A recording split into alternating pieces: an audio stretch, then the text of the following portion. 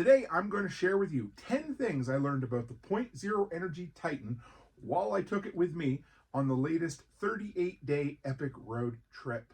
Number 1, take it apart to move it. Your back will thank you. Trust me. 4 clips. 1, 2, 3, 4, pick it up and move it. Don't be lazy and try to pick these two up together. They are heavy.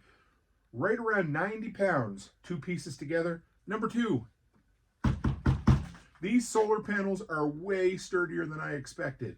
They're glass, they fold up, you throw them in the back of your truck. Occasionally you drop things on them. They don't get set up right at events. They get knocked over because somebody bumps into them. They're in great shape. Not a nick, a scratch, a ding. Number 3, this sucker does not slide around. It's got rubber feet on the bottom of it. You put it in the back of your truck, you need to lift it out of there. There's no wiggling it around and kind of moving it just a bit. This thing is made to stay where it is. I love those rubber feet because they dig in and they want. Number 4, plan a spot where you're going to set it up and leave it there. If I was using it with my tent, I would fold my tailgate down, set it under my truck tailgate.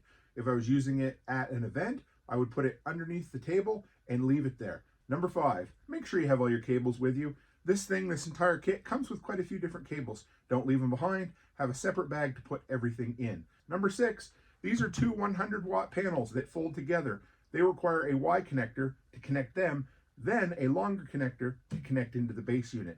I ended up forgetting the Y connectors at home, which meant I was only able to get 100 watts of capacity. Totally on me. Don't be a Tim. Number 7, the base unit and the 2500-watt LifePo4 battery unit will run a coffee maker all day. This charged all of the cordless tool batteries we needed, and it made coffee and kept our coffee hot all day long.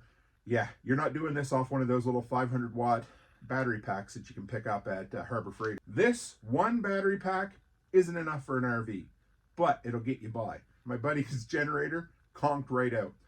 In the morning when it warmed up, they needed power for his fan, his fridges, and a few lights and that sort of thing in the RV. We hooked this up to it, ran it all day until time to pack up around supper time. You can run a couple of fans, you can run your fridge, some lights in an RV for the better part of a day. Number 9, it doesn't mind a bit of moisture. I intentionally was not easy on this unit while I was running it around the countryside, something like 8,000 miles or something. I would leave it on the ground, I'd leave it under a table overnight. Number 10, pay attention to where you plug it in. On the side, there's 2 AC charging ports, which is cool. You plug in this guy right here to that. However, there's also a battery expansion cord port on that side as well. I accidentally plugged it in there one day, left it all day in the hotel room to charge up, came back stone dead because I plugged it into the same port. Connectors are identical, so just pay attention to that. So what are my thoughts on the .0 Energy Titan after a 38-day road trip? Well, here's the thing. This system is built for a semi-permanent installation in an RV.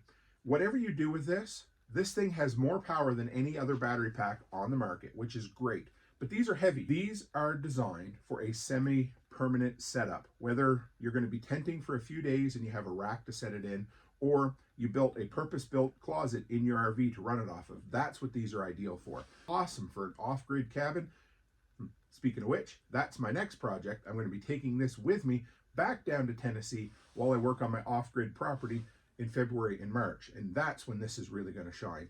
Using this as a power source where you don't have power in the middle of the woods or when you're dry camping, that sort of thing.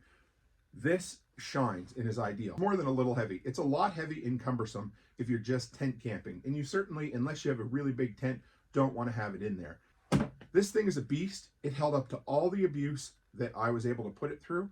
And we're going to keep testing this sucker out, and I'll report back to you guys. So if you're still here at the end of this video, that means I made this video for you. And I got a bunch of other videos I made for you as well. So hit the subscribe button, stick around. And if you want to see what this thing looked like before I rode it hard and put it away wet, check out this video right up here. It's the unboxing and my first initial thoughts of exactly what I thought about it. So with that, guys, as always, stay happy, stay healthy, and have a great week.